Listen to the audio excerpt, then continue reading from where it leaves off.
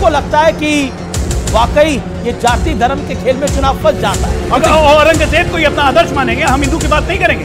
जो शिवाजी की बात करेगा वही देश पे राज करेगा, याद रखिए। इनका जवाब होता औरंगजेब पाकिस्तान मुसलमान, हिंदू मुसलमान। सामाजिक न्याय बताता हूं इनको।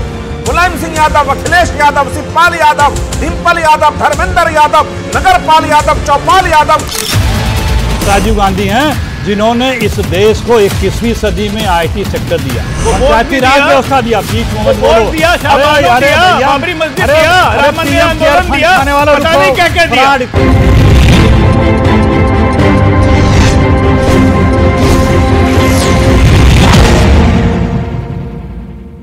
नमस्कार व्यूअर्स, मैं हूं अमीश देवकर और आप देख रहे हैं वीकेंड का सबसे भरोसेमंद कार्यक्रम ये देश है हमारा। एक बार फिर आपका अभिनंदन है ये देश है हमारा के एडिशन में। और इस हफ्ते ये देश है हमारा में हम बड़ी चर्चा करेंगे, बड़ी बहस करेंगे। क्या इस देश में जाति और धर्म की बात होगी या काम की बात भी होगी? और इसके साथ साथ बात करेंगे क्या ये जो सियासी पिच है इसमें धर्म और जाति वाली बॉलिंग जो है वो कारगर साबित होती है? आज इसकी भी बात करेंगे। तो स्वागत है आपका ये देश है हमारा। अरे तुम्हारे पिता को हम ही बनाए थे, वो जब आए थे तुम्हारे जात वाले भी जो जात थे हमको कहते थे काहे के लिए आप कर रहे हैं। इसके हस्बैंड टूट गए तो अपना वाइफ को बना दिया। अरे ये सब कोई मतलब है जी? अब नीतीश कुमार जी दोबारा बिहार के मुख्यमंत्री नहीं बनने जा रहे, बुजुर्ग हो गए हैं। अब उनका समय पुराना हो चुका है, समय खत्म हो चुका है। नीतीश जी से ओल्ड मॉडल को क्या पता है? अरे ये बउआ है, ये बउआ को जो लिख पढ़ कर दे देता है बचवा आके वही पढ़ देता है। तुम 36 वर्ष के हो, नीतीश कुमार जी आज भी 74 वर्ष की उम्र में तुमसे 4 गुना ज्यादा काम कर सकते हैं, इतना स्पष्ट है। ये गुस्सा, ये तल्खी, ये वार पलटवार अपनी जगह है, लेकिन सवाल है कि चुनाव में सियासत के कौन से समीकरण फिट बैठ रहे हैं, क्योंकि जिस जाति वाले फार्मूले पर विपक्ष जीत का ख्वाब सजाकर बैठा था वो तो हरियाणा से लेकर महाराष्ट्र तक टूट चुका है। और बिहार में आरजेडी की सियासी कहानी मुस्लिम प्लस दलित यानी MY समीकरण पर टिकी है। सियासत में एक और दिलचस्प बात दिख रही है। कुछ महीने पहले तक तेजस्वी यादव जातिगत जनगणना का राग अलाप रहे थे, लेकिन अब वो इस मुद्दे पर उतने वोकल नहीं हैं, क्योंकि इस सियासत में भी एक बड़ा ट्विस्ट आया था। कांग्रेस, आरजेडी और जेडीयू वाली सरकार ने एक जातिगत सर्वे करवाया था, जिसे खुद राहुल गांधी ने फर्जी बता दिया। जाति जनगणना और हम छोड़ने वाले नहीं है। और ये बिहार वाला जाति जनगणना नहीं, ये फेक जो जाति जनगणना इन्होंने किया है लोगों को बेवकूफ बनाने वाला, ये नहीं। हालांकि बिहार के दोनों खेमों में एक पेच तो फंसा है।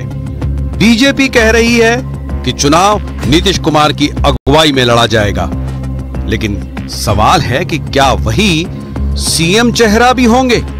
दूसरी तरफ आरजेडी के साथ गठबंधन में मौजूद कांग्रेस कभी ए टीम तो कभी बी टीम में उलझी पड़ी है।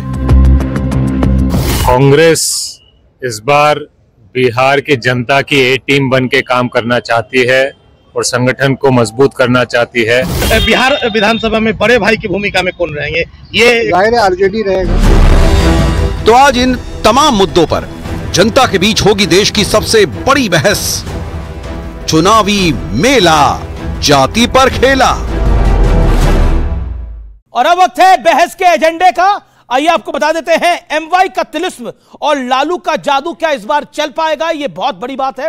दूसरा महत्वपूर्ण पॉइंट, हरियाणा महाराष्ट्र के नतीजों से विपक्ष ने क्या बड़ा सबक लिया है, दिल्ली भी इसमें शामिल है। क्या एनडीए धर्म के नाम पर ध्रुवीकरण करता है जैसा बार बार आरोप लगाया जाता है, और क्या विपक्ष की तैयारी पर जाति धर्म वाला खेल भारी पड़ जाएगा? स्वागत है आपका इस कार्यक्रम के अंदर और यह बहस का एजेंडा है। जोरदार तालियों के साथ अभिनंदन करिए हमारे मेहमानों का। अखिलेश प्रताप सिंह कांग्रेस पार्टी के प्रवक्ता, उनका अभिनंदन है। डॉक्टर अजय आलोक प्रवक्ता भारतीय जनता पार्टी के, उनका अभिनंदन है। मेरे साथ है राजकुमार भाटी, समाजवादी पार्टी के सीनियर नेता हैं और प्रवक्ता हैं। मेरे साथ प्रोफेसर पाशा हैं, राजद के प्रवक्ता हैं, नेता हैं। मेरे साथ सत्य प्रकाश मिश्रा साहब हैं, नेता है जेडीयू के। जोरदार तालियों के साथ आप तमाम लोगों का अभिनंदन है। सबसे पहले यह चुनावी मेला है और जाति धर्म का खेला है। 60 सेकंड का वक्त मैं आप सबको दूंगा अपनी बात रखने के लिए, लेकिन 60 सेकंड का मतलब है 60 सेकंड। शुरुआत अखिलेश जी आपसे करते हैं। यह चुनावी मेला है और हर चुनाव में यह जाति धर्म का खेला होता है। क्या आपको लगता है कि वाकई यह जाति धर्म के खेल में चुनाव फंस जाता है? देखिए, जिसके पास कोई उपलब्धि नहीं होती है वो ये बात करता है, और ये बात मोदी जी करते हैं। वो अपना गोत्र तक बता चुके हैं, धर्म भी बता चुके हैं, और क्या क्या बातें और भी इसी तरह के करते रहते हैं। हर जगह समाज को बांट के वोट कैसे लिया जाए उसी के जुगाड़ में लगे रहते हैं। कोई उपलब्धि नहीं उनके पास। उपलब्धि होती तो अपने कार्यकाल के, अपने सरकार की कामों के आधार पर वोट मांगते। बिहार का चुनाव जो है इस बार, हम इस दोनों बीजेपी और नीतीश जी के पार्टी के लोग हैं यहाँ पे। पिछले चुनाव में नीतीश जी ने स्वयं कहा था कि ये मेरा अंतिम चुनाव है। वो खुद 2005 साल पहले जो चुनाव हुआ था उसमें चुनाव के कैंपेन में उन्होंने स्वयं ऐलान किया था और वोट मांगा था इस पे कि मेरा ये अंतिम चुनाव है। तो क्या ये लोग बिहार में नीतीश कुमार के उस बयान को गलत मानते हैं, या ये दोनों लोग उन्हीं के नेतृत्व में चुनाव लड़ेंगे, या नीतीश कुमार को बिहार का जैसे महाराष्ट्र में शिंदे को बनाया, बिहार के अगले होने वाले यही पॉइंट है। Okay, 7 second done, 60 second done, 68 second आपने लिए। डॉक्टर अजय आलोक मैं आपके आता हूं। ये देखिए, बार बार कांग्रेस और राजद इसको विषय बना रही है, कहीं नीतीश का शिंदे जी ना हो जाए।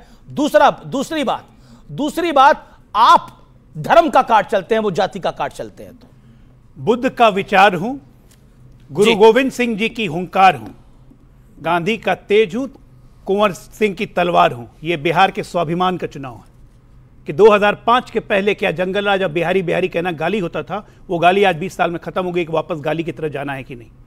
बिहार के चुनाव में हम कोई धर्म कोई जाति का कार्ड नहीं चल रहे। हम कैसे बात की बात कर रहे हैं? हमने कहा कि 20 साल पहले बिहार क्या था और आज 20 साल क्या है, और प्रधानमंत्री मोदी जी का नेतृत्व और नीतीश कुमार जी की शक्ति, ये हमें ताकत देती है बिहार में आगे बढ़ने को, जो बीमारू राज से ढकेल के आज हम प्रगतिशील राज पे ले आए हैं। आज हम उस बिहार की बात कर रहे हैं जो 5,000 रुपए प्रति व्यक्ति आय से 68,000 प्रति व्यक्ति आय पे आ गया। हम उस बिहार की बात कर रहे हैं 2005 में जिसका बजट मात्र 22,000 करोड़ था, आज 3,17,000 करोड़ हो गया, 15 गुना बढ़ाया है। जिस बिहार में हर घर बिजली आती है, हर घर नल का पानी आता है, जिस बिहार में रोड इंफ्रास्ट्रक्चर आज देश के किसी भी राज्य से अच्छा है, हम उस बिहार की बात कर रहे हैं। हम बिहार को औद्योगिकरण की तरफ ले जाएंगे। 5 साल का एजेंडा यही है। जी, आपने 56 सेकंड में अपनी बात रख ली। मैं रुक करता हूं। 4 सेकंड का फायदा। जी, 4 सेकंड का फायदा। जी। मैं रुक करता हूं अब राजकुमार भाटी का। राजकुमार भाटी, आप तो यूपी में इनको देख चुके हैं, चुनाव इनके साथ लड़ते रहते हैं, महाराष्ट्र में भी देखा, हरियाणा में भी देखा। क्या आपको लगता है कि जाति की काट इनको मिल गई है या खेल कुछ और है? 60 सेकंड। देखिए, हमारा संविधान सामाजिक आर्थिक राजनीतिक न्याय की बात कहता है। जी, इस देश में राजनीतिक न्याय तो हुआ क्योंकि हर व्यक्ति को एक वोट का अधिकार है, सबकी वोट बराबर है, ये न्याय तो हो गया। जी। लेकिन इस देश में अभी सामाजिक न्याय और आर्थिक न्याय होना बाकी है। सामाजिक न्याय में जो सामंतवादी ताकतें हैं, जो सदियों से ऊंची कुर्सियों पर बैठी हैं और लगातार रोड अटकाती हैं, आज जहां जहां बीजेपी की सरकार है वहीं ओबीसी के साथ बेईमानी हो रही है। ओबीसी की कट ऑफ ऊपर जाती है, ईडब्ल्यूएस के नीचे रहती है। यानी ईडब्ल्यूएस के नाम पे जिन्हें हम अपर कास्ट कहते हैं, वो लोग कम नंबर पाके चुने जा रहे हैं आज की तारीख में, और ओबीसी ज्यादा नंबर पाके भी उसका सिलेक्शन नहीं हो रहा है। और बिहार में जो जाति जनगणना हुई, और हम पूरे देश में जाति जनगणना की बात कर रहे हैं, वो इसलिए हुई कि 65% ओबीसी को 27% आरक्षण, और वो भी पूरा नहीं हो रहा। ओबीसी की ढेर सीटें खाली पड़ी हैं, कॉलेजों में प्रोफेसर की, यूनिवर्सिटियों में वीसी की, तमाम सीटें अगर कोई आता भी है तो उस पर ईडब्ल्यूएस लगा दी जाती है। जी। इसलिए जाति जनगणना जरूरी है और ओबीसी का कोटा बढ़ाया जाए। 60 सेकंड्स डन। ओके, आप कह रहे हैं कि जैसे ओबीसी की जैसे जातिगत जनगणना बिहार में हुई, लेकिन राहुल जी तो इससे फर्जी कह रहे। नहीं, वही सर, राहुल जी तो इससे फर्जी सर्वे कह रहे हैं। राहुल जी ने इसको फर्जी सर्वे कह दिया। इस पर भी 5 सेकंड आपकी राय आप दे दीजिएगा। नहीं, देखिए, बिहार में फर्जी सर्वे हुआ था, वो हाँ या ना? क्या बिहार में फर्जी सर्वे हुआ था, हाँ या ना? राज्य सरकार को जाति जनगणना कराने का अधिकार नहीं है, तो फिर कराई क्यों? तो इसलिए उसका कोई वैल्यू नहीं है। ओके, उसकी कोई राहुल जी कह रहे हैं केंद्र सरकार कराए, तो अपने राज्यों में कराने की बात करें। ओके, अब मुझे बताइए कि एनडीए जो है वो ध्रुवीकरण की नीति पे चलता है? बिल्कुल नहीं। एक स्पष्ट मैं गिना दूंगा, आंध्र से लेकर महाराष्ट्र से लेकर बिहार तक। मैं एक स्पष्ट मत कर दूं, बिहार के संदर्भ में यह बात सर्वविदित सत्य है कि पिछले 20 सालों से नीतीश कुमार जी की जो सरकार चली उसका सिर्फ एक मूल मंत्र था, सुशासन और बिहार का विकास। जब 25-24 नवंबर को 2005 को नीतीश जी ने पहली बार बिहार की बागडोर बिहार की जनता ने उनके हाथ में दी तो उन्होंने 3 शब्द कहा था, सुशासन सुशासन सुशासन। आज उस सुशासन का विकास दर देश में चौथे पायदान पर है। 14.27% का विकास दर लेकर बिहार, आलोक जी ने कह दिया, बढ़ रहा है। 3,17,000 करोड़ का बजट, जिसमें महिलाओं को सर्वाधिक लाभ देने की स्थिति में हम खड़े हैं। और बिहार में महिलाएं, जो नीतीश कुमार की एक सबसे बड़ी जो नजर रहा है महिला सशक्तिकरण पर कि 1 करोड़ से ज्यादा जीविका दीदी है और 29% से ज्यादा बिहार में पुलिस में महिलाएं हैं, जो देश में सर्वाधिक है। तो ध्रुवीकरण हम विकास, 1 मिनट, ध्रुवीकरण हम विकास वर्सेस जो जिन्होंने बिहार को रसातल में पहुंचाया उसके खिलाफ जरूर हैं। तो क्या बिहार उनके हाथ तो कम से कम नहीं जाएगा जिन्होंने बिहार के विकास का बेड़ा गर्क कर, जिनके परिवार ने अपने परिवार को सिर्फ विकास किया, महिला सशक्तिकरण के नाम पे मिसा यादव, रोहिणी आचार्य, राबड़ी देवी ने बनाया। उससे भी ज्यादा टाइम ले रहे हैं आप। ओके, मैं रुक करता हूं। आरजेडी का आपका रुख है, मतलब आप कह रहे हैं कि नीतीश कुमार अब बुजुर्ग हो गए हैं। अब दूसरी तरफ से कहा जाता है अभी तेजस्वी जी तो बच्चे हैं, बताइए क्या करिएगा? क्या ये ऐसे लड़ेंगे चुनाव? क्या ये सत्य नहीं है कि नीतीश कुमार जी की उम्र हो चली है? नीतीश कुमार जी थक गए हैं, मानसिक रूप से भी और शारीरिक रूप से भी। बिहार आज कहाँ है? 20 वर्षों की बात की गई और कर रही है भाजपा भी और जेडीयू भी। बिहार आज कहाँ है? प्रति व्यक्ति आय में हिंदुस्तान के हर राज्य से कम आय है बिहार में। प्रति व्यक्ति निवेश के हिसाब से भी बिहार सबसे निचले पायदान पे है जी। बिहार के स्कूलों में ड्रॉप आउट्स रेट्स जो हैं वो हाईएस्ट है सबसे। ड्रॉप आउट्स रेट्स, बच्चे स्कूलों को छोड़ करके, शिक्षा को छोड़ करके वो जा रहे हैं। शिक्षा का स्तर सबसे ज्यादा है, सबसे ज्यादा खराब है, सबसे कम है पूरे देश में इस वक्त जी। अब बेरोजगारी चरम सीमा पर है, पलायन चरम सीमा पर है। ये सब बिहार की प्रगति है क्या? यही विकास है? 20 वर्षों में यही मिला बिहार को?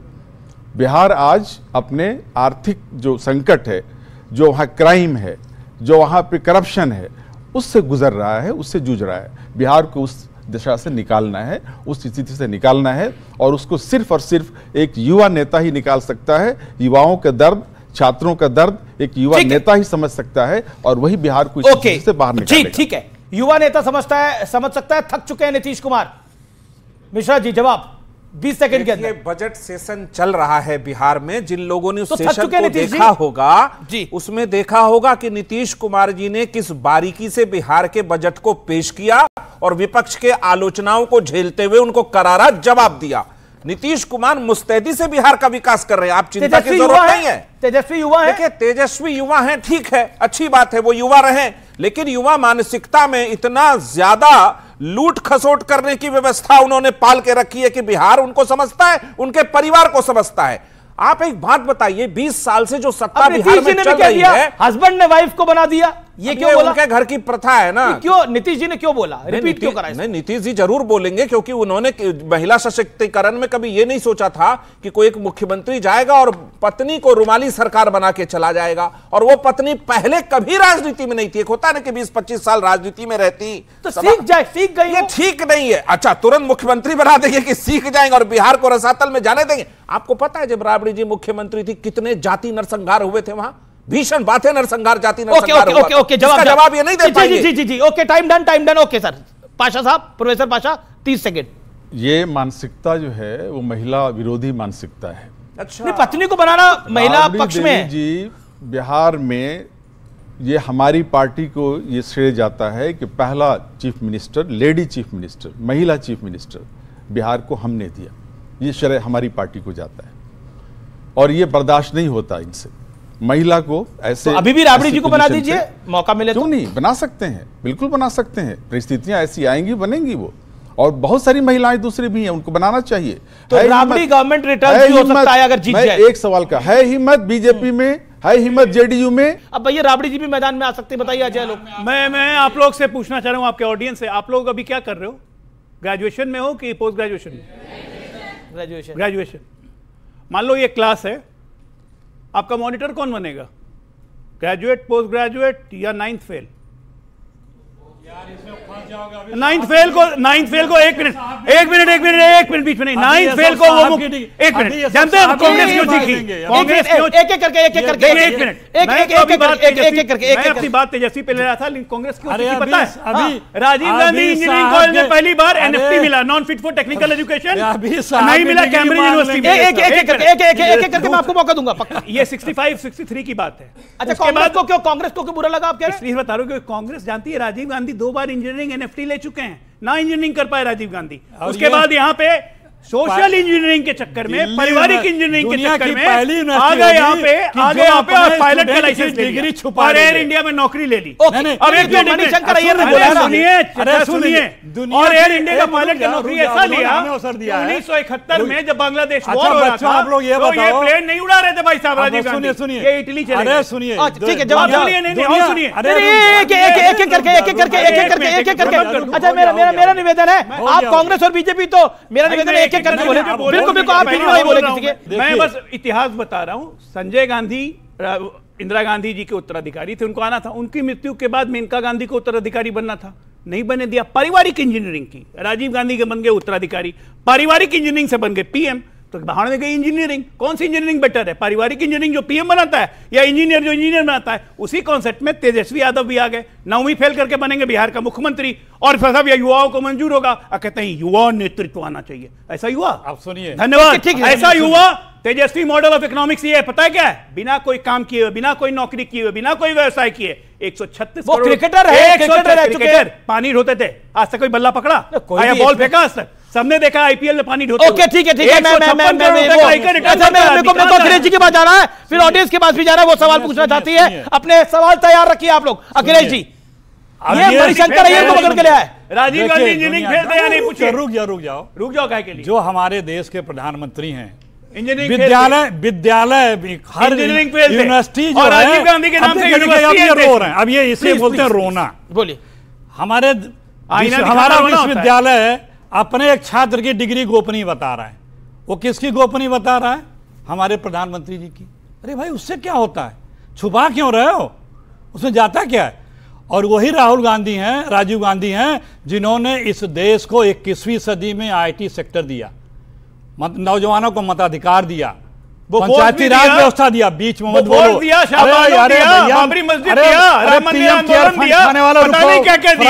दिन भर सिर्फ फ्रॉड किया है। नौजवान आज नौजवान दुनिया में भारत का झंडा इसलिए लहरा रहे हैं क्योंकि कांग्रेस पार्टी की बनाई IIM, IIT, एम्स, इन तमाम शैक्षिक संस्थानों के बल पे दुनिया में झंडा फहरा रहे हैं।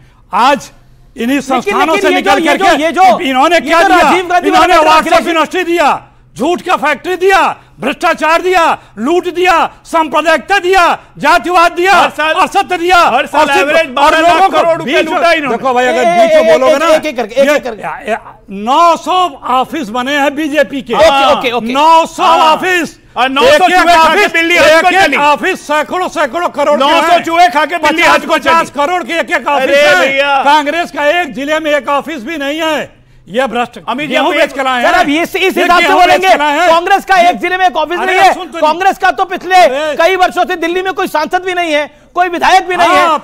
यूपी में एक समय पर आज 2 विधायक है, तो ये कांग्रेस की क्या बात करेंगे? सुनिए जी, हमने देश को लूट करके अपने मित्रों का कर्जा नहीं माफ किया है। जब मोदी जी आए तो 54 लाख करोड़ रुपए देश पे कर्जा था, मात्र 10 वर्षों में। अरे भाई, 15, 20 साल राज कर रहे हो, देख क्या रहे हो देश को?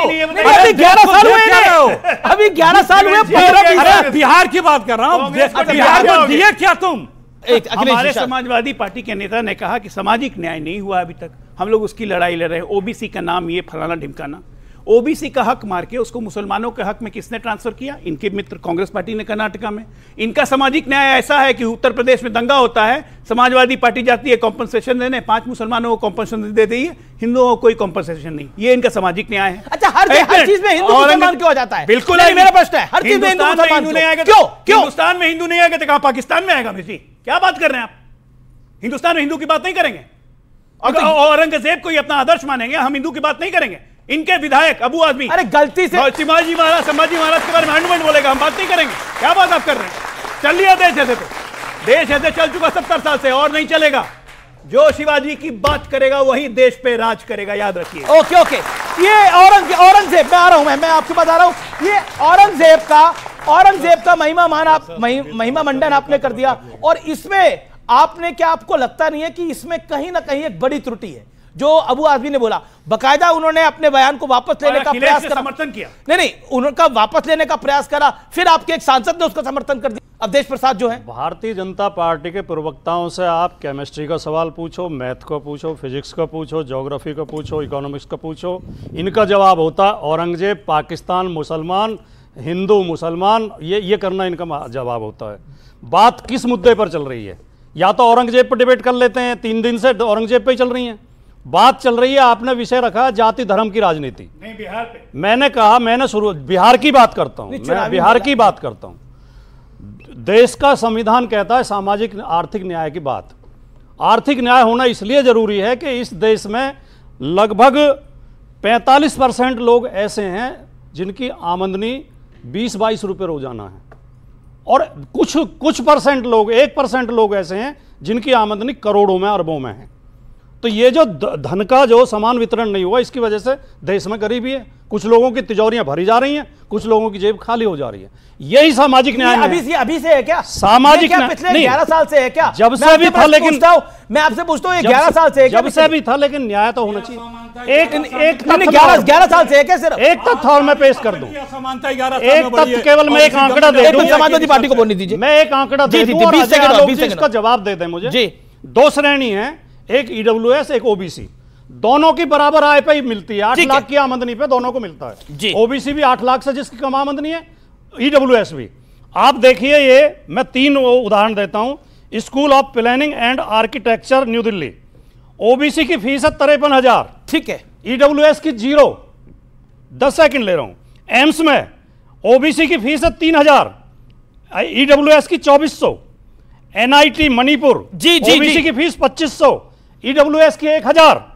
एनआईटी सिलचर, ओबीसी की 1,000, ईडब्ल्यूएस की 500। ठीक है, ओके। ये ईडब्ल्यूएस से ज्यादा पैसा क्यों लिया जा रहा है? क्योंकि ये अन्याय कर रहे हैं। ओके, इस अन्याय के खिलाफ हम बोलना चाहते हैं। ओके, मिश्रा जी आप कुछ कहना चाह रहे थे? आप काफी देर ईडब्ल्यूएस से कम पैसा लिया जा रहा है, उसका कारण है, और ओबीसी समाज से भी कम पैसा सामान्य दर्जे से लिया जा रहा है। अब इनका सामाजिक न्याय कारण बताएं। अरे एक सेकंड, वो बोल रहे हैं 40 सेकंड का कारण है, तो कारण बताएं। मैं आ रहा था उस बिंदु पर। सामान्य वर्ग के छात्रों से कम पैसा लिया जाता है। काफी देर से बोलना चाह रहे थे, उस विषय में बोलिए। इनके सामाजिक न्याय की परिभाषा मैं बताता हूं। राजीव गांधी, इंदिरा गांधी, दोनों गांधी ओबीसी आरक्षण की फाइल पे बैठे रहे। राजकुमार भाटी के पूरे फेहरिस्त में जितने नेता हैं, मुलायम सिंह से लेकर अखिलेश यादव, इसकी आलोचना आज नहीं कर सकते। सामाजिक न्याय बताता हूं इनको। मुलायम सिंह यादव, अखिलेश यादव, शिवपाल यादव, डिंपल यादव, धर्मेंद्र यादव, नगरपाल यादव, चौपाल यादव, ना जाने कितने कितने एक ही परिवार के पूरे लोग राजनीति में। यह है सामाजिक न्याय। लालू यादव, रुक जाइए, चौपाल यादव तो सामाजिक न्याय। लालू यादव, राबड़ी देवी, मीसा जी, तेजस्वी जी, तेज प्रताप जी, रोहिणी जी, ये है सामाजिक न्याय। मतलब एक ही परिवार के, एक ही जाति के लोग पहुंच जाएं सदन, हो गया सामाजिक न्याय। अति पिछड़ा को भूल गए, ये नहीं समझ पा रहे। नीतीश कुमार के सामाजिक न्याय के विकास के साथ की यात्रा की एक झलक मैं बताता हूं। जितने भी राज्यसभा, लोकसभा में लोग गए, उसमें अति पिछड़े की संख्या थी। कर्पूरी ठाकुर को भारत रत्न देने की लगातार मांग करी। उनके पुत्र भी आज मंत्री हैं सदन में, सरकार में। तो यह है उनका सामाजिक न्याय। कोई परिवारवाद को बढ़ावा नहीं दिया। आज बिहार यदि 14% विकास दर से ग्रो कर रहा है, और अगर 94 लाख परिवारों को जातिगत सर्वे के बाद 2-2 लाख देने की योजना पर काम हो रहा है, यह है सामाजिक न्याय। ओके, परिवारवाद पर ओके, आरजेडी और समाजवादी पार्टी दोनों पे अटैक किया गया है। ओके, आरजेडी पहले आप, 1 मिनट आपका है, बोलिए। मैं ये बताऊं कि जब भी सामाजिक न्याय की बात आती है, आर्थिक न्याय की बात आती है, भारतीय जनता पार्टी भड़क जाती है जी। भारतीय जनता सत्यप्रकाश मिश्रा की बात का जेडीयू को भी नहीं, सत्यप्रकाश मिश्रा की बात का जवाब, लालू यादव, राबड़ी यादव, तेजस्वी यादव, तेज प्रताप यादव, रोहिणी यादव, मीसा भारती, ये और भी कोई परिवार में मैं बता दूं, दो बहुत महत्वपूर्ण साले थे, सुभाष यादव और साधु यादव। मैं आपको आज राजनीति से मैं आपको बताऊं कि आपके यहाँ कितना है परिवारवाद। कुछ नहीं है भाई, कितना परिवारवाद है। सम्राट चौधरी, विजय चौधरी, अशोक चौधरी, नीतीश मिश्रा, सुनील मिश्रा, शिनूल कुमार, जयंत कुमार, संतोष सुमन, नीति नवीन, नीरज कुमार सिंह, लिसी सिंह, महेश्वरी हजारी, ये कौन है? ये सब नीतीश कुमार जी के कैबिनेट में मिनिस्टर हैं और ये सब के सब वह हैं जो राजनीतिक परिवारों से आए हुए हैं, जिनके बाप दादा राजनीतिक परिवारों में रहे हैं, जिनके राय हैं। आपके यहाँ जितना परिवारवाद है, सबसे बड़ा संघ परिवार है जी, सबसे ज्यादा परिवारवाद है, संघ परिवार है आपका। मैं पूरे राजद को 2 शब्दों में कह दूं, और परिवार की बात आप न करें। देखिए, परिवार में लालू यादव के समय ये होती थी ससुराल, आप संघी लोग परिवार में विश्वास नहीं करते। परिवार जो है ससुराल पार्टी थी, साधु सुभाष सिखाता है, और आज हो गई परिवार बराबरी सिखाता है। मीसा, राबड़ी, आपका दर्द यह है, आपका दर्द यह है कि आप लालू प्रसाद यादव जी को बर्दाश्त नहीं करते। सवाल किसका है? जी जी जी, खड़े होके पूछिए। कांग्रेस से जी, कांग्रेस से। मतलब जो राहुल गांधी की पार्टी है वो बार बार हार जाती है, फिर भी जीतने की उम्मीद इतनी है बहुत, ऐसा क्यों? वो कह रहे हैं कि आप लोग बार बार हार जाते हैं लेकिन फिर भी जीतने की उम्मीद है। ये तो कॉन्फिडेंस भी बोलेंगे ना इसको तो। ओके, बोलिए। चुनाव हार जीत जनता मौका अवसर देती रहती है।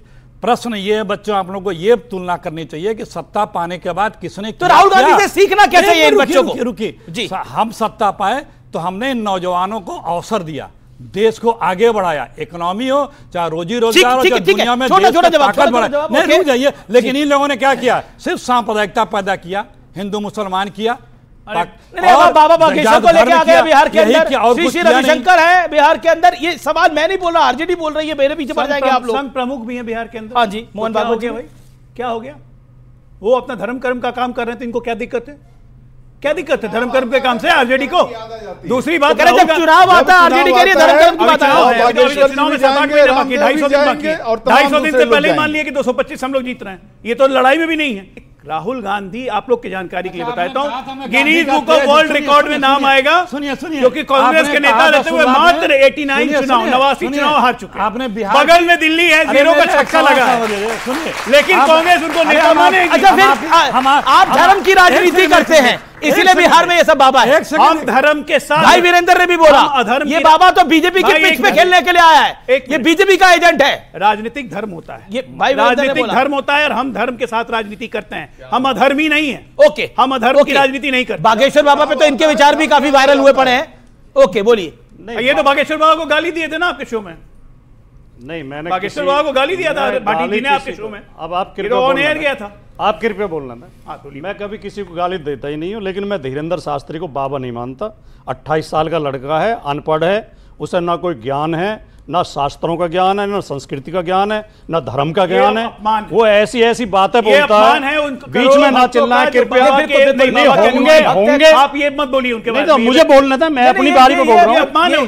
देखिए, जो आदमी ये कहता हो कि जिस लड़की की मांग में सिंदूर है समझो प्लॉट की रजिस्ट्री हो चुकी है, मैं उसे साधु मानने को तैयार नहीं हूं। जो आदमी वहां मौत हुई है प्रयागराज में, जो कहता हो स्वामी विवेकानंद कितने साल के थे जब शिकागो में उन्होंने भाषण दिया था? स्वामी विवेकानंद 50 साल के थे या 28 साल के थे? स्वामी विवेकानंद वैचारिक संत थे, बिल्कुल आध्यात्मिक संत थे, उन्होंने कभी ऊंच नीच नहीं की। बिल्कुल। ये बाबा कहता है एक अनुसूचित जाति का व्यक्ति आ गया, कह रहा मेरे पैर मत छूना, पीछे हटो, पीछे हटो, तुम अनुसूचित जाति के हो। ऐसे लोगों को आप बढ़ावा देते हैं, ये घोर जातिवादी, घोर पाखंडी आदमी है। आप बताइए, हम ऐसे लोगों का विरोध करते हैं। 250 अनुसूचित जाति की बहनों की शादी बाबा ने अपने खर्चे पे करवाई। कौन बाबा? उनको पलंग से लेके उनको एक एक चीज तोहफे में दिया, ये कह रहे अनुसूचित जाति के लोगों को भगा देता है। जिस आदमी के करोड़ों अनुयायी हैं, करोड़ों 20 करोड़ अनुयायी, उसके बारे में भाटी जी लोगों की भावनाओं के साथ खेल रहे हैं। औरंगजेब को धर्मी नहीं बोलेंगे, लेकिन बाबा बागेश्वर नाथ को भोले भाले लोगों के बीच में कहता है कैंसर हॉस्पिटल मुफ्त खोल रहे हैं बाबा। ऐसी बात को सहन करोगे क्या? बिल्कुल। इस देश से ज्ञान विज्ञान खत्म हो जाएगा, इस देश से तर्क खत्म हो जाएगा। ऐसे बाबा किसी को भी उल्लू बना देंगे। क्या उल्लू बनाया बाबा ने? टेलीफोन पर बात करता है रावण से। अरे सर, हम उसका वीडियो देख रहे हैं। एक सेकंड, बोला मेरी रावण से बात हुई, मैंने कहा हेलो डियर रावण। नहीं, बड़ी इंटरेस्टिंग बात है। बाबा बागेश्वर आपको पाखंडी नजर आ रहा है और उसके बारे में आप ये सब कुछ कह रहे हैं। इस देश में चंगेजी सभाएं, नहीं, मुझे बोलना पड़ेगा सर, मुझे बोलना पड़ेगा। आपने बाबा बागेश्वर के लिए बोला जो कि कैंसर हॉस्पिटल उन्होंने बना रहे हैं, और चंगेजी सभाएं कब से चल रही है? कब से चल रही है इस देश के अंदर, जिसमें एक को हाथ लगाओ 50 को करंट लगता है, उसके बारे में मुंह नहीं खुलता आप लोगों का। बाबा बागेश्वर को यहां खड़े होकर गाली दिए जा रहे तब से, चंगेजी सभा को एक को हाथ लगाओ 4 को कर, आप कमाल की बात कर रहे हैं सर। मैं कह रहा हूं चंगेजी सभाएं जो लगती हैं, एक को हाथ लगाओ 50 को करंट लगता है, एक को हाथ लगाओ 50 को करंट लगता है, उसके बारे में कब बोला आपने किसी मंच से? को खुला नहीं छोड़ना चाहिए, ऐसे लोगों को जेल में डालना चाहिए जो काटने की बात करता हो। देश की सारी कोई भी हो समस्याएं ठीक हो जाएंगी। बाबा को प्रधानमंत्री बना दीजिए। ओके, बाबा इतने ही महान है, उन्हीं को प्रधानमंत्री बना दीजिए ना, सारी समस्याओं का हल हो जाएगा, सारी समस्याओं का हल हो जाएगा। बाबा को प्रधानमंत्री बना दीजिए। चैलेंज देता हूं, मैं इन तीनों को बोलता हूं, जरा बोले कि औरंगजेब सबसे क्रूर शासक था, क्रूर हम उसकी निंदा करते हैं, हम उसकी निंदा करते हैं, नहीं बोल पाएंगे ये औरंगजेब। अरे बोल रहा हूं, कांग्रेस अब वो आदमी क्या कार्रवाई कर रहे हैं, वो आदमी पे क्या कार्रवाई कर रहे हैं? पूछो पार्टी से क्यों नहीं निकाला? शांति से हिस्ट्री पढ़ी है, आपने हिस्ट्री पढ़ी है, और हिस्ट्रिया से ग्रस्त हैं, हमने हिस्ट्री पढ़ी है, हम शासक को शासक के रूप में देखते हैं। औरंगजेब को तो एक शासक की तरह देख रहे हैं, लेकिन बागेश्वर बाबा को एक धार्मिक बाबा की तरह नहीं देख रहे। उनके लिए क्या क्या विचार रखे गए, चैनल उस बात से बिल्कुल सहमत नहीं है, उनके करोड़ों अनुयायी हैं, और हम निश्चित तौर पर कहते हैं कि सबको अपने विचार रखने का हक है, लेकिन भावना के साथ, क्योंकि उनके करोड़ों अनुयायी हैं। मेरा सिंपल पॉइंट है कि औरंगजेब को तो आप कह रहे हो शासक को शासक देखना चाहिए, लेकिन यहां आपके विचार अलग हो जाते हैं। औरंगजेब ने इतने हिंदुओं की हत्या करी, मतलब शिवाजी ना होते तो कहा जाता है सुन्नत होती सबकी। आपने जिस यूनिवर्सिटी में पढ़ी है, उस यूनिवर्सिटी का नाम है इंटायर पॉलिटिकल साइंस यूनिवर्सिटी। बिल्कुल नहीं, मैंने उस यूनिवर्सिटी में पढ़ा नहीं, सुनना पड़ेगा आपको। आपने बोला आप औरंगजेब को अगर महान बताने पे उतारू है, अगर आप औरंगजेब को महान बताने पे उतारू है तो मैं बता सकता हूं। और अरे किस जो दिल्ली में चांदनी चौक में गांधीवादी किसके लिए, हिस्टोरियन, किसका शीश काटा गया था वहां पर? औरंगजेब वो था, औरंगजेब ने अपने भाई का सर काट के थाली में सजाकर अपने बाप शाहजहां को भेजा था, और शाहजहां को पानी तक दे दिया था, और शाहजहां ने बोला था तुमसे अच्छे तो हिंदू हैं जो अपने पितरों को श्राद्धों में पानी का तर्पण कराते हैं। बात करते हैं आप जिससे आप शासक बोल रहे हैं। अरे उसने तो अपने भाई का गला काटा, बाप को जेल में डाल दिया। हमारे पास ऐसे ऐसे मौजूद हैं जो बाप को पार्टी से बाहर निकाल देते हैं, राष्ट्रीय अध्यक्ष से हटा देते हैं। मॉडर्न औरंगजेब है हमारे पास। अच्छा ठीक है, चलिए विषय ओके नहीं, केवल इनके उस पर इतनी टिप्पणी करना चाहूंगा कि ऐसे लोग भी मौजूद हैं जो अपने गुरुओं को, मैं भी नाम नहीं ले रहा, मैं भी नहीं ले रहा, आप क्यों टिप्पणी? मैं भी नहीं ले रहा टिप्पणी, जो अपने गुरुओं को मार्गदर्शन मंडल में भेज देते हैं, ऐसे भी लोग नहीं भाई, पार्टी ने निकाल दिया था बकायदा। चलिए विषय पर आ जाते हैं। अब बहुत हुआ इसके ऊपर, लेकिन क्या पॉलिटिक्स के अंदर कोई छोटा भाई बड़ा भाई भी होता है? सत्यप्रकाश मिश्रा, ये छोटा बड़ा भाई का चक्कर क्या है? देखिए, अलग अलग लोग इसको अलग अलग, कई लोग कह रहे हैं नीतीश जी का शिंदे जी ना हो जाए। ये मैं नहीं कह रहा, मतलब काफी सवाल खड़े हो रहे हैं। सारे संशय से भ्रम हटा लीजिए। जब प्रधानमंत्री भागलपुर में किसानों के लिए किस्त जारी कर रहे थे, उस मंच से उन्होंने क्या कहा कि हमारे सबसे लाडले मुख्यमंत्री हैं। प्रधानमंत्री ने पहले भी, मोदी जी ने कहा है कि नीतीश कुमार समाजवादी हैं और उनके साथ लगातार काम करना है। तो इस पर कोई संशय मत रखिए कि अगला शपथ ग्रहण समारोह जब होगा तो वो नीतीश कुमार ही बिहार के मुख्यमंत्री के रूप में शपथ लेंगे।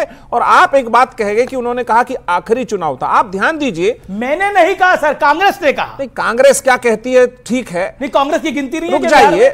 रुक जाइए, वो चुनाव प्रचार का आखिरी दिन था और आखिरी दिन उन्होंने ये बात कहा कि एक आज आखिरी चुनाव प्रचार है। ये एक शब्द भूल गए थे, उस समय के अध्यक्ष थे वशिष्ठ नारायण सिंह, उन्होंने उसी शाम इसको क्लैरिफाई किया था कि नहीं ये आखिरी चुनाव की बात नहीं, चूंकि आखिरी चुनाव प्रचार था। अब ये बार बार जो ये संशय फैलाते हैं कि नीतीश कुमार जी के नेतृत्व में बिहार में चुनाव नहीं होगा, ये नहीं होगा, इस पे तो सबने अपनी स्पष्ट राय दे दी है। ये एक सवाल पूछिए जरा कांग्रेस से, ठीक है, कि 9 सीट मिली थी बिहार में लोकसभा में, कितनी आई, कितने मिलेगी? रुक जाइए, कांग्रेस 9 सीट मिली थी, 9 सीट मिली थी, कितनी आई? और अखिलेश जी, सवाल जगह पिछलग्गू पार्टी है, हम तो बड़े छोटे भाई हैं ना, कांग्रेस राजद की पिछलग्गू है, और यहां तो 10 सीट अभी उपचुनाव हुआ, उत्तर प्रदेश में इन्होंने दिया नहीं, तो पिछलग्गू पार्टी को पीछे लगाकर पिछलग्गू है। मिल जाएगी। अरविंद केजरीवाल आपको वोट कटुआ कह चुका है, चाहते हैं अखिलेश जी की बारी, अखिलेश जी की बारी, अखिलेश जी को रोक नहीं, यूपी में पिछलग्गू, बिहार में पिछलग्गू, रोक नहीं, और बंगाल में तो पिछलग्गू। अखिलेश जी आपको करेक्ट कर दूं, नीतीश जी का भाषण है, वीडियो भी कहीं सुना सकता हूं। यह चुनाव मेरा आखिरी चुनाव है, यह उन्होंने बोल के अपना वोट मांगा था। कि मेरा अंतिम अच्छा, चुनाव तो है। पहले से कांग्रेस सबकी पिछलग्गू पार्टी है, इसका जवाब, इसका जवाब। अब हर कोई डिस्टर्ब भी करेगा तो हम क्या बोलेंगे? देखिए, अरे मैं वीडियो भी सुना सकता हूं। कांग्रेस सबकी पिछलग्गू पार्टी है। देखिए नहीं, ये जवाब आप 5 बार पूछोगे, सुन लीजिए। शिंदे जी के लिए भी महाराष्ट्र के चुनाव में कहा गया था, लेकिन क्या हुआ शिंदे जी का? बीजेपी पे विश्वास कौन करता है? कोई विश्वास करता है बीजेपी पे? कोई बीजेपी करती है जो कहती है? जिसको बोला था कि ये पी सिंह चक्की, ये इतने लाख करोड़ के घोटालेबाज, ये बालेबाज, सब तो साहब के साथ ही हैं, जिसको क्या क्या बोलते थे। तो वो अब इन लोगों को तय करना है, दोनों लोगों को, कि वो क्या करते हैं और बीजेपी उनके साथ क्या करती है। सबको पता है क्या करेगी बीजेपी, क्या करेगी नीतीश का नहीं पता, रास्ता खोलिए करेगी क्या? अरे वही करेगी जो सिंधे का की। और लेकिन इन लोगों को बीजेपी को नहीं पता कि नीतीश कुमार क्या करेंगे। अच्छा, ये भी बात, क्योंकि वो कई बार कर चुके हैं। देखिए, घबरा रहे हैं अजय लोग आपकी बात सुन के, घबरा गए हैं आप? हिल गया मैं तो। अरे इनको बोलिए, लगातार बोल रहे कि नीतीश कुमार 8 बार इधर से उधर पलट गए, उधर से इधर पलट गए। तो एक मिनट, अगर मान लीजिए, अगर ठीक है, अगर इनकी बात मान भी लें कि नीतीश कुमार ने आखिरी चुनाव का, तो फिर पलट जाएंगे, क्या बात है जनती में?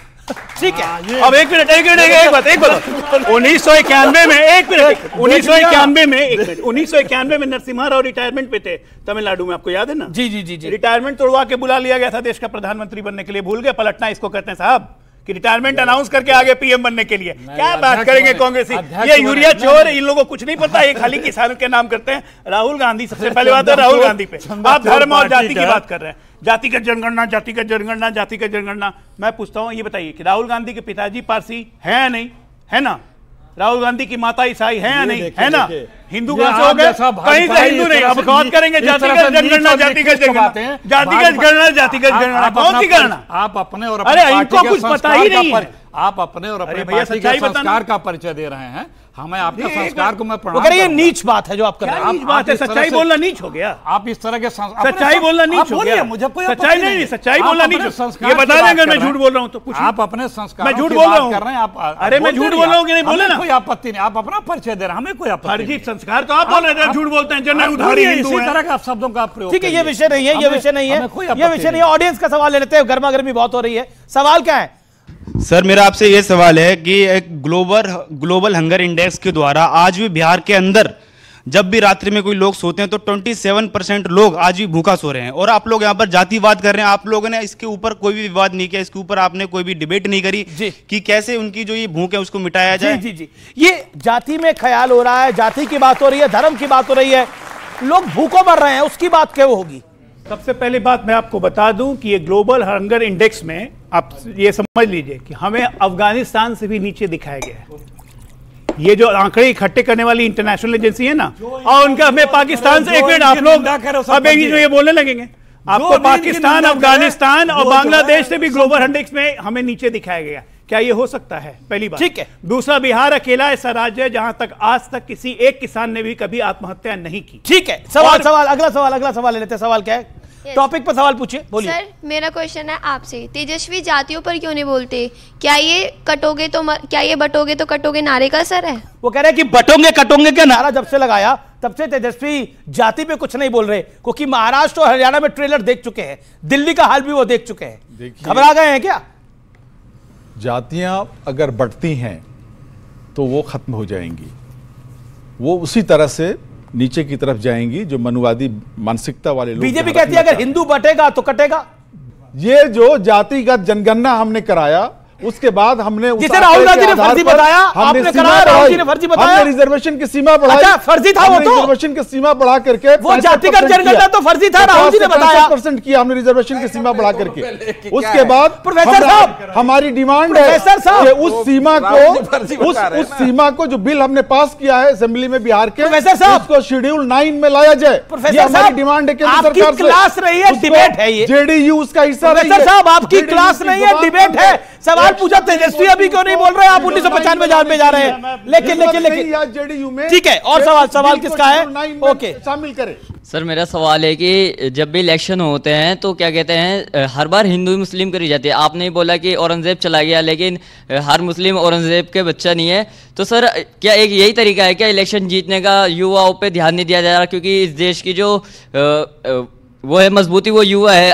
अगर हम युवाओं पे ध्यान नहीं देंगे तो देश कैसा आगे बढ़ेगा? हम यहाँ पे हिंदू मुस्लिम करके बेसिकली ये औरंगजेब की बात चुनाव से पहले क्यों आ जाती है, मतलब धर्म की बात क्यों आ जाती है? औरंगजेब की बात हम नहीं लेके आए। आप ये समझो कि ये सब बातें लेके कौन आता है? औरंगजेब की बात हम नहीं लेके आए। इस देश में मुसलमान में ट्रिपल तलाक जेडीयू के एमएलसी ने भी औरंगजेब की तारीफ बिल्कुल, उनको वापस लेना पड़ा अपनी बात, उनको अपनी बात वापस लेना पड़ा खालिद अनवर को, क्योंकि ऑब्जेक्शनेबल है। वापस लिए खालिद अनवर, खालिद अनवर ने अबू आदमी ने वापस लिए, अबू आदमी ने वापस नहीं ली, अबू आदमी ने वापस लिया।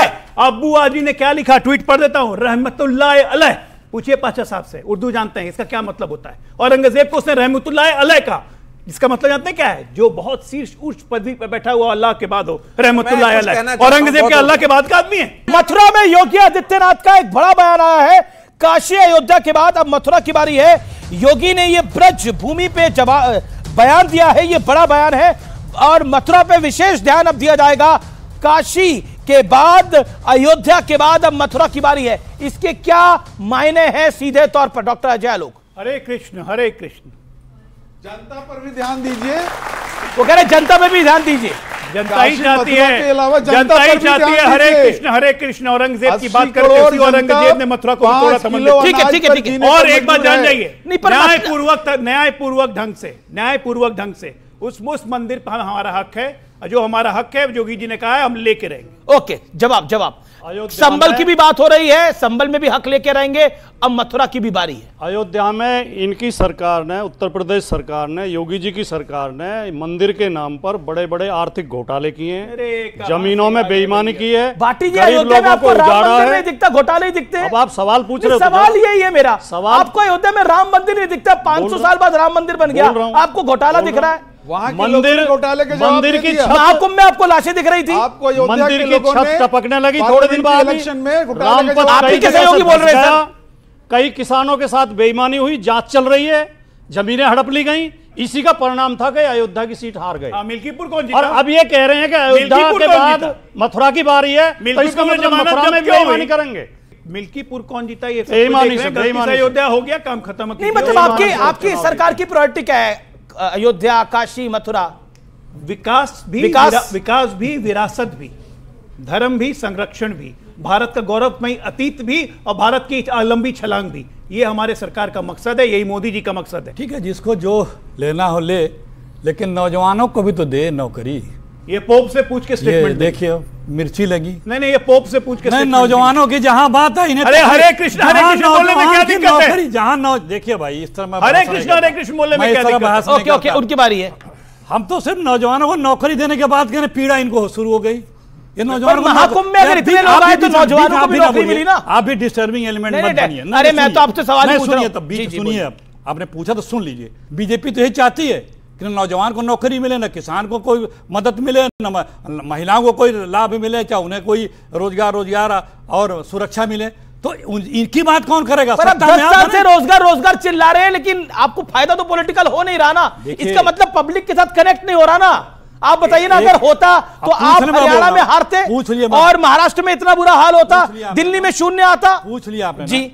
हम हक की बात कर रहे हैं, जिताना हराना जनता का अधिकार है, हमें वो भी स्वीकार है, वो भी हमें चंदन लगा के तो पॉलिटिकल पार्टी ना, एनजीओ तो नहीं है। नहीं, हम अपनी बात रख रहे हैं, हम पॉलिटिकल पार्टी है। मेरा सवाल एनडीए से है, अगर एनडीए इस बार जीती तो सरकार पटना से चलेगी या दिल्ली से चलेगी? ये बहुत बढ़िया सवाल है भाई। एनडीए जीती तो सरकार दिल्ली से या पटना से, ये पकड़ लिया आपको।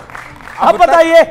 नहीं, बहुत अच्छा सवाल पूछा। अब तक आपने क्या देखा? सरकार कहां से चल रही है? सरकार पटना से चलती है। नीतीश कुमार अरे जीती तो पूछ रहे, अब तक की नहीं, आगे की पूछ रहे। आगे भी नीतीश कुमार इस देश के बहुत वरिष्ठतम नेताओं में से एक हैं। उनका एक अनुभव है, उनकी इज्जत सबको ही करते हैं। आपने सुना कि प्रधानमंत्री नरेंद्र मोदी ने उनकी तारीफ में कई बार कई तरह की बात कही है, और सरकार हमेशा पटना से चली है। ये तो सरकार की बात करी, दिल्ली से या पटना से? पटना और दिल्ली के बीच में कोई दूरी नहीं है, पटना दिल्ली एक ही है। अब पटना से ही सरकार चलते आई है, पटना से ही सरकार चलेगी। राज्य की सरकार है भाई, और मोदी जी के निर्देश, मोदी जी के संरक्षण में चलेगी। नेतृत्व मोदी जी के पास एनडीए का। दिक्कत क्या है? डबल इंजन की सरकार है, दौड़ेगी, चलेगी। हमारे यहाँ देखो बच्ची, एक चीज समझो, हमारे यहाँ वो जो 10 जनपद वाली सरकार थी, सोनिया जी डोरी से चलाती थी मनमोहन जी को, वो वाली सरकार हम लोग अखिलेश जी जवाब सरकार है, डोरी वाली सरकार आप चलवाते थे, रिमोट कंट्रोल सरकार 10 सालों में हम लोगों ने चला के इस देश को जितना आगे बढ़ाया है। देखिए आपको नहीं, आपके तरफ से कर्जा, आपके तरफ से बोलने दीजिए, आपके तरफ से कर्जा लेकर के देश के मित्रों, शीशा मिलेगा, बात कर लीजिए, इन्हीं से बात कर लीजिए। बोले आप बोलिए, आपकी आवाज आ रही है। मित्रों को कर्जा लेकर के मित्रों का कर्जा नहीं माफ किया है। इस देश को हम लोगों ने बुलंदियों पे पहुंचाया। 21वीं सदी के हिंदुस्तान को दुनिया से कैसे दुनिया को लीड करना है, आज दुनिया के सैकड़ों बड़ी कंपनियों को इंडियंस लीड कर रहे हैं। कांग्रेस की बनाई व्यवस्थाओं के, कांग्रेस की बनाई अवसर दिया कांग्रेस ने। हमारा सरकारों का काम होता है नौजवानों को अवसर देना, आप इन्हें अवसर सुंदर पिचाई आपकी वजह से। भाई साहब प्राइम मिनिस्टर ऑफिस से बैंक को फोन जाता था कि लोन दे दो, अवसर देते थे। आपने कौन सा कॉलेज खोला? प्राइम मिनिस्टर ऑफिस से फोन करते थे कि लोन दे दो, अवसर देते थे। ताली बजाइए इनके लिए। अवसर दिया 12 लाख करोड़। लेकिन आप क्या बता रहे हैं कि सुंदर पिचाई कांग्रेस की वजह से है? सुनिए, जो मंदिर बनाने की बातें हो रही हैं, मैं ये कहता हूं कि अगर मंदिर बनाने से, मस्जिद बनाने से, गिरजा बनाने से, गुरुद्वारा बनाने से देश का विकास होता है तो लाखों करोड़ों मंदिर, मस्जिद, गुरुद्वारे, मस्जिद बना दीजिए। लेकिन सच्चाई ये है कि भूखे भजन न होत गोपाला, ले ले अपनी कंठी में। बहुत सुंदर बात, आपकी बहुत बहुत शुक्रिया आप तमाम लोगों का हमारे साथ आने के लिए, अपनी बातों को रखने के लिए। तो फिलहाल आज